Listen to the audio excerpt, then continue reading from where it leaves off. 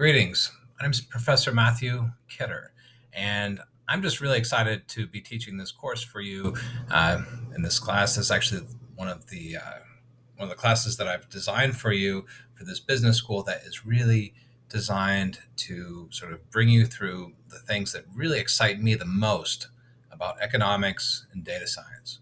And I'm here to share those things with you. And I hope that you enjoy this perspective that I'm going to give in the next 8 weeks. It's all custom tailored. There's a lot of different resources I'm going to pull from different spots, but I'm trying to just give you I've tried to design it and make it some very complex things that I've learned in my career and just try to make them accessible to you to try to show you the big points that I see in economics and data science. So in general, I just first off introduce myself. I'll show you my LinkedIn profile. Um, let's see here. So I was I got my PhD at the University of California, Irvine. I was a trade economist and ended up spending 6 years in China doing global value chain research.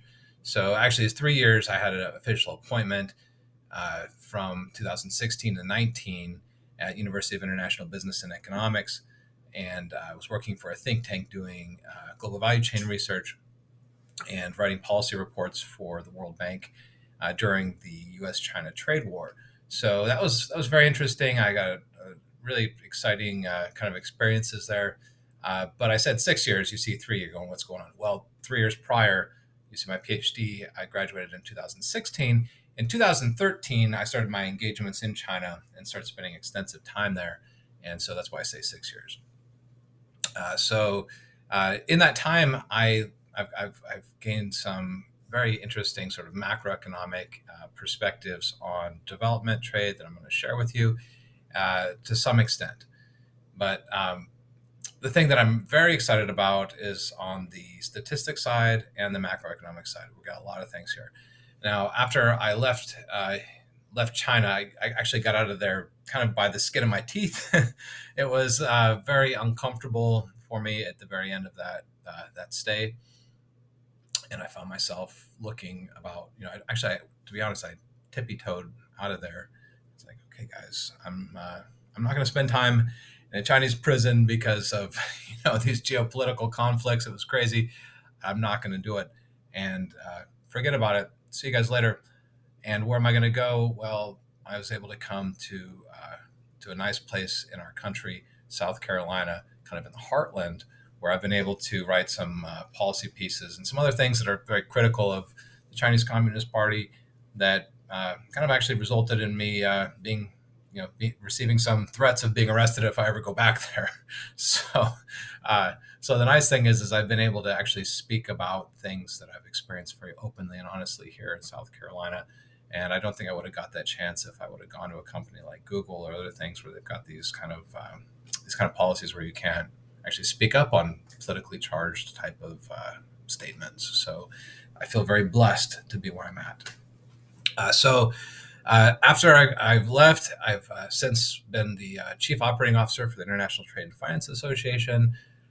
We recently had a conference, our annual conference. I organized those for the last few years, and had the former chief economist of the WTO, who was a former colleague of mine from Beijing, come and speak up at the University of Richmond. That was exciting. I might give you some links or something like this because he said some things about the current economy, about the future economy that I think are just incredibly insightful and kind of give you a lens as to what the global paradigm shifts look like. And that's kind of where I want us to kind of head off to. Currently, I'm a full-time professor at a tenure-track professor at Newberry College. That's where it landed. And I'm teaching this course at Lander.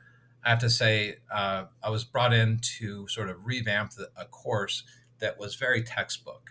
So the course that I came in, it was just like a textbook course, and actually as an MBA student or graduate student, you need more than that. And so everything I've done is very applicable. It's very applied. At the end of this course, I hope you agree with me that it's going to be very applied and applicable to what you're doing. So the big things that we're going to tackle here, okay, there's going to be a couple big things. First off, okay, number one, By the end of this course, you're going to have acquired some data science skills. Don't be too scared. I've cast this in the data science aspect. The program you're going to be using is Tableau. So Tableau is a very nice interface, no programming required. You just simply drag and drop things. And so, if you're comfortable with Excel, you'll be able to just whiz on Tableau and do some things. It's like Excel on steroids in that way. It's not suitable for the kind of statistical work that I've done.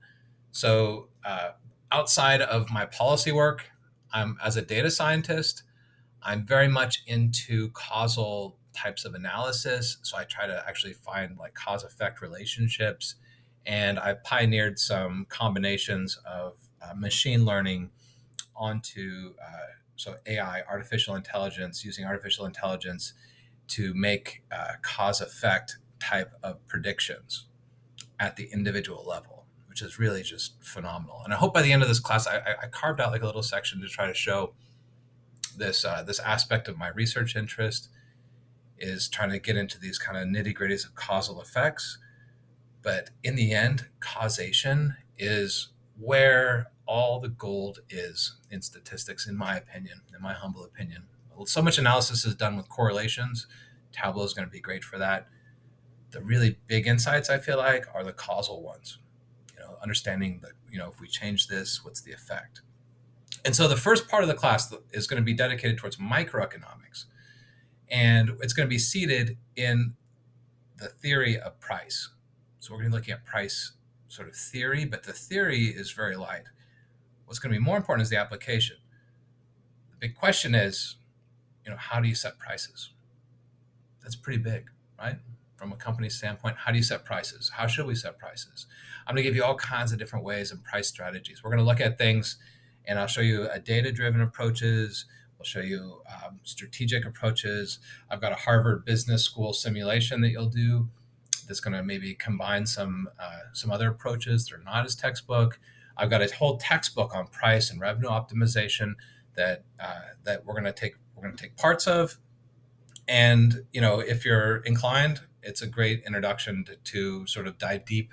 We're not going to dive super deep, but I'm going to give you deep enough that you're going to really have a grip on price optimization, so that at the very minimum, if you ever go, you'll be very qualified to say like hire a consultant and to understand the intricacies enough to work out those kind of details on setting prices.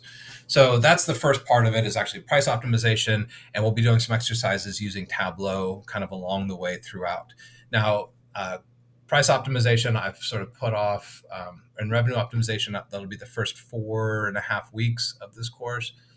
One thing I've done is I sort of structured the weeks so they kind of run Wednesday to Wednesday. I know a lot of people are, you've got jobs, you've got careers, other things. And so I'm trying to be cognizant of that and give you the weekend to sort of catch up on anything that you might have fallen behind on during the week. Please stay up, though. This is a fast moving course. I've got a lot to cover. So please do your diligence and keep up on everything. Okay. So 4.5 weeks on price optimization and microeconomic application of I'm getting tongue tied. Price optimization. The second half, macroeconomics.